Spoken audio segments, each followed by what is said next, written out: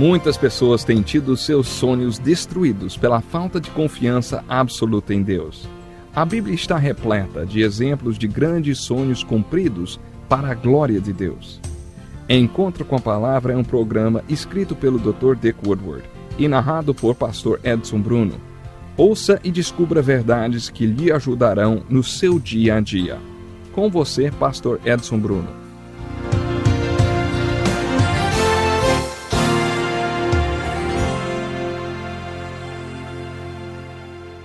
Muito obrigado, Darrell. É sempre um prazer nos encontrarmos para estudarmos juntos a Palavra de Deus. Bem-vindo a mais um Encontro com a Palavra. Continuamos nosso estudo no Velho Testamento, estudando agora o primeiro livro histórico, o livro de Josué. Em nosso último encontro, vimos alguns aspectos gerais da história dos hebreus e discutimos sobre a importância de estudarmos a história desse povo e a história em geral. Agora que já chegamos no primeiro livro histórico, vamos analisar alguns aspectos do livro de Josué. O livro de Josué, de certa forma, é o oposto do livro de Números. O livro de Números é uma ilustração da falta de fé. Ele conta que o povo hebreu não entrou na terra prometida das bênçãos de Deus porque não creu. Ele conta e ilustra as impressionantes consequências que um cristão pode vir a sofrer por causa da sua falta de fé. Nele lemos que o povo creu o suficiente para ser liberto do Egito, mas não creu o suficiente para entrar na terra prometida das bênçãos de Deus. Isso ilustra a vida de muitos cristãos hoje, que creem o suficiente para serem salvos de seus pecados do Egito espiritual, mas não possuem o tipo de fé que os faz atravessar o Rio Jordão e entrar na terra de Canaã, reivindicar e receber todas as bênçãos que Deus tem para eles. O tema ou a mensagem devocional do livro de Josué é: tome posse de sua herança espiritual.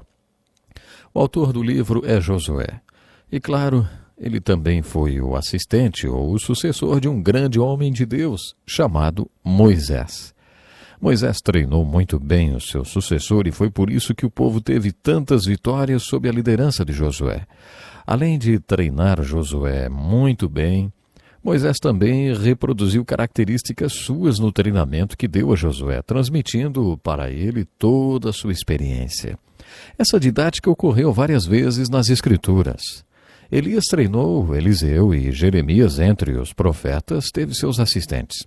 Quando chegamos no Novo Testamento, vemos Jesus nomeando 12 discípulos, os quais ele treinou e a quem transmitiu toda a sua experiência. O apóstolo Paulo teve como assistente Timóteo. Vemos esse padrão se repetindo do Gênesis ao Apocalipse. Quando isso não acontece, as consequências são novamente impressionantes. Mas aconteceu aqui, bem no início dos livros históricos, onde também acompanhamos a transferência de liderança de Moisés para Josué. Os nomes Josué e Jesus são a mesma palavra. Jesus em grego e Josué, ou Yeshua, em hebraico. Provavelmente todos nós sabemos que Jesus significa Salvador ou Jeová salva, e Josué tem o mesmo significado. Portanto, a começar pelo nome, esse grande líder é uma figura de Cristo. Em termos de ministério, ele também é uma figura de Cristo. Na minha opinião, Moisés, o grande libertador, é uma figura de Cristo, o grande libertador supremo. Josué, entretanto, é uma figura de Cristo como Senhor, que não apenas nos salva e liberta, mas também nos leva à terra prometida das bênçãos espirituais. Podemos dizer que a palavra-chave da nossa salvação ou da libertação do Egito espiritual é crer. A palavra-chave para entrar na terra prometida das bênçãos espirituais de Deus é obedecer. De certa forma, estamos falando de fé quando falamos sobre obediência.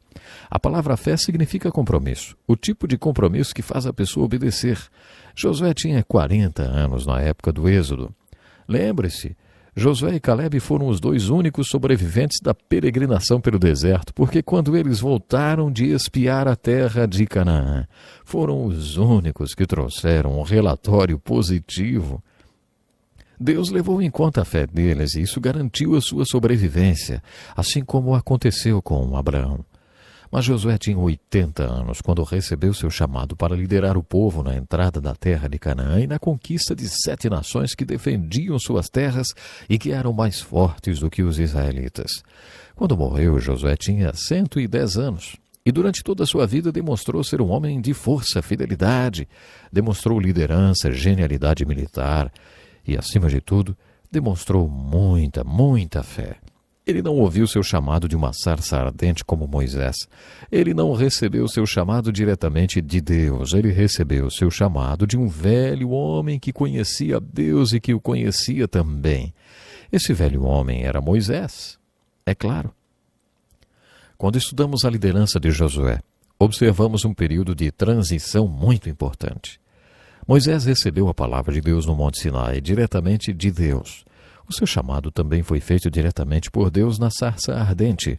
Agora lemos que Josué foi exortado a ler a palavra escrita de Deus, a palavra que tinha sido dada por Deus a Moisés. Essa prática não começou com os reis, começou com Josué. Quando assumiu a liderança, Josué foi informado que deveria obedecer aos mandamentos de Deus. Ele deveria ler os mandamentos de Deus e pensar neles dia e noite. Como já dissemos, a mensagem devocional do livro de Josué é a seguinte: tome posse da sua herança espiritual. Antes de dar a terra de Canaã ao povo de Israel, Deus já tinha prometido aos seus antepassados, Abraão, Isaque e Jacó. O título de propriedade da terra de Canaã era incondicional. Deus a deu incondicionalmente. Mas a conquista e a posse dessa terra estavam condicionadas. Vou enfatizar mais uma vez. A aplicação devocional do livro de Josué é uma figura da nossa bênção espiritual como cristãos. Quando nos achegamos com fé em Cristo, Deus nos dá todas as bênçãos espirituais que nós precisamos.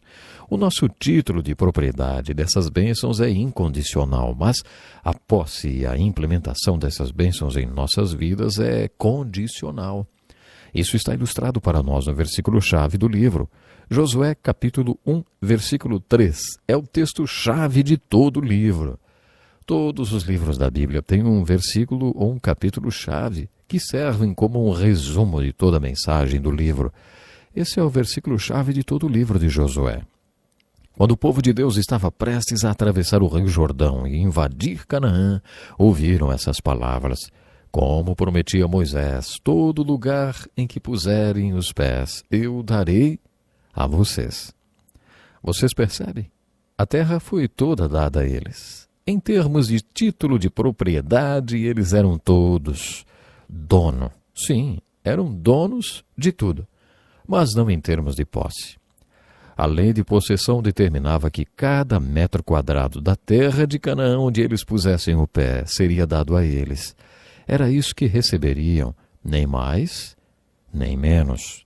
A aplicação disso para nós é que acontece o mesmo com nossas bênçãos espirituais.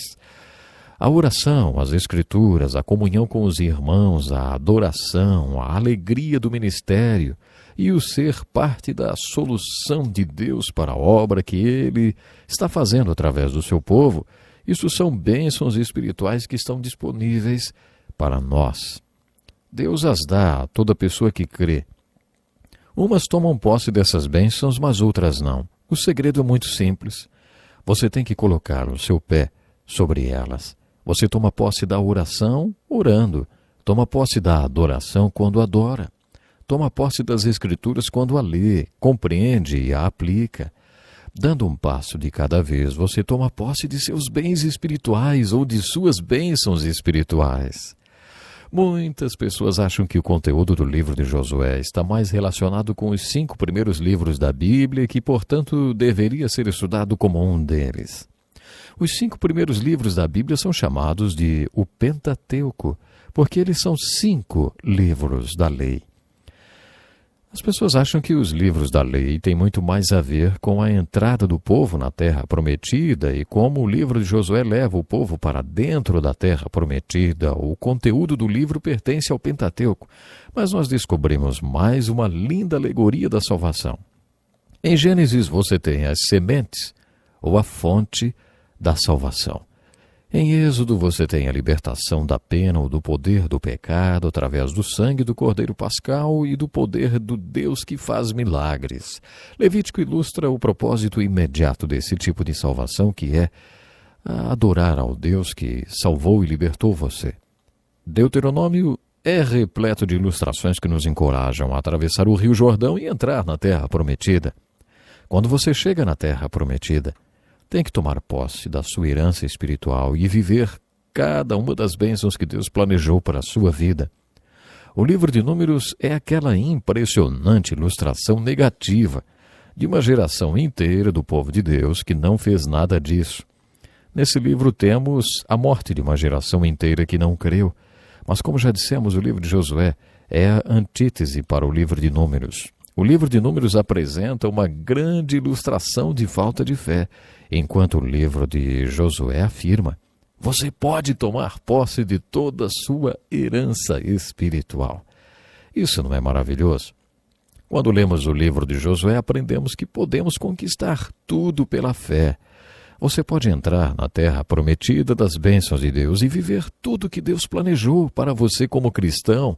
Quando você chega ao livro de Efésios, compreende mais profundamente o que isso significa. Por exemplo, o versículo-chave do livro de Efésios também é versículo 3 do primeiro capítulo. É fácil lembrar dessas duas referências. Josué 1 e 3 é o versículo-chave de Josué. E Efésios 1 e 3 é o versículo-chave de Efésios. Efésios 1 e 3 diz assim: bendito seja Deus e Pai de nosso Senhor Jesus Cristo, que nos abençoou com todas as bênçãos espirituais nas regiões celestiais em Cristo. É um versículo muito bonito e nos ensina várias coisas. Nos ensina, por exemplo, a figura da terra prometida. No Novo Testamento, a terra prometida é o lugar celestial. Então, lembre-se disso. Durante a conversa que Jesus teve com o rabino Nicodemos durante uma noite toda, ele disse que Nicodemos precisava nascer de novo. Nicodemos não entendeu. Parece que Jesus ficou meio impaciente com Nicodemos porque ele não conseguia entender coisas tão terrenas, simples e comuns. Nicodemos só conseguia dizer: mas como pode isso? Foi então que Jesus falou: e se eu falar de coisas espirituais, você entende? Ninguém jamais subiu ao céu, só eu. Ninguém jamais desceu do céu, só eu. E ninguém está no céu, somente eu, Jesus disse. Sabe, Jesus estava olhando bem nos olhos de Nicodemos quando disse: eu sou o céu. O que Jesus está falando é o seguinte: o céu não é apenas um lugar. No sermão da última ceia, Jesus afirma que o céu é um lugar, mas não é apenas um lugar para onde vamos depois de morrer se aceitarmos seu convite para segui-lo. O céu também é uma dimensão espiritual, na qual podemos habitar agora. É isso que Paulo quer dizer em Efésios 1 e 3, quando afirma que Deus nos deu todas as bênçãos espirituais, mas nós temos que conquistá-las. E aí, ouvinte, você já está conquistando a sua Canaã? Já está conquistando o seu lugar espiritual? Por favor, pense nisso. Jesus tem todas as bênçãos para você, mas você é desafiado a conquistar essas bênçãos. Portanto, não pare, siga conquistando. Nós vamos ficar por aqui hoje, então fique atento, hein? No nosso programa, vamos falar muito mais sobre as bênçãos espirituais. Até lá! Que lição importantíssima! Obrigado, pastor Edson Bruno. Prezado ouvinte, coloque em prática o que você ouviu aqui. Sem dúvida, sua vida será grandemente abençoada. Este é um estudo escrito pelo Dr. Dick Woodward, na voz do pastor Edson Bruno. Escreva-nos e solicite o material. Nosso endereço é Encontro com a Palavra, Caixa Postal 2011, CEP 89201-970, Joinville, Santa Catarina. Até o nosso próximo Encontro com a Palavra.